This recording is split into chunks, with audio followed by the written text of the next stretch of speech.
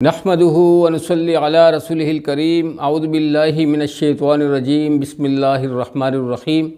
میرے پیارے بھائیو، بزرگوں، دوستوں اور پیاری بہنوں، السلام علیکم ورحمۃ اللہ وبرکاتہ۔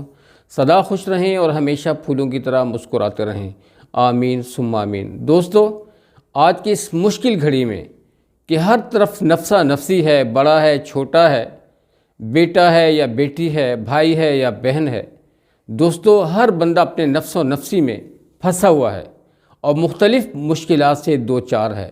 اگر کوئی شخص یہ چاہتا ہے کہ مجھے ان مشکلات سے آزادی ملے، ان تکلیفات سے آزادی ملے، ان غموں سے مجھے آزادی ملے اور اللہ سبحانہ وتعالیٰ کی مدد میرے ساتھ ہو، تو دوستو اس کو اول یہ چاہیے کہ حلال رزق پر قناعت کرے، اللہ کا شکر کرے اور صبر اور جستجو سے کام لے۔ اور اس کے ساتھ ساتھ دوستو فجر کی نماز کے بعد باقاعدگی سے اس عمل کو اپنا وظیفہ بنا لیں۔ سورہ یاسین کی پابندی اور سورہ رحمن کی پابندی اور سورہ مزمل کی پابندی، اس کی باقاعدہ ایک ایک دفعہ صبح تلاوت کر لیا کریں۔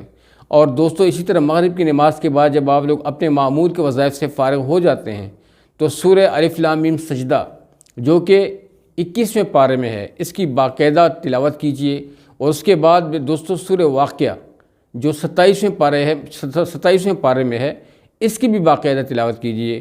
اور اس کے ساتھ سورہ ملک جو کہ 29ویں پارے کے آغاز میں پہلی سورت ہے، سورہ ملک، اس کی باقاعدہ تلاوت کیجئے۔ اور اس کی تلاوت کرنے کے بعد اللہ سبحانہ وتعالیٰ کی حضور دعا مانگیے، تو انشاءاللہ آپ کی ساری صعوبتیں اللہ سبحانہ وتعالیٰ دور کر دیں گے اور ہر قسم کی مصیبت سے، تکلیفات سے، مشکلات سے، غموں سے، دکھوں سے اور ہر قسم کے خوف سے پرمنٹلی آپ لوگوں کو نجات ملے گی۔ دوستو ان اعمال کو اپنا وظیفہ بنائیں، ان اعمال کو اپنا شیوہ بنائیں، ان اعمال کو اپنی زندگی کا مقصد بنائیں۔ ہم لوگ انشاءاللہ آگے ڈیولپ ہوں گے جب ان اعمال سے کام لیں گے۔ تو دوستو انہی اعمال کے سور سے ہی اللہ سبحانہ وتعالیٰ کی مدد ہمارے ساتھ شامل حال ہو سکتی ہے، اور اللہ سبحانہ وتعالیٰ کی رضا بہت ضروری ہے۔ تو اللہ کی رضا انہی اعمال میں ہے کہ ہم قرآن سے جڑے رہیں اور قرآن کی شب و روز تلاوت کریں اور اسے اپنی زندگی کا مقصد بنائیں اور سب کے ساتھ شیئر کریں۔ دوستو امید ہے کہ آج کی نشست مختصر نشست تھی، آپ لوگوں کو اچھی لگی ہوگی۔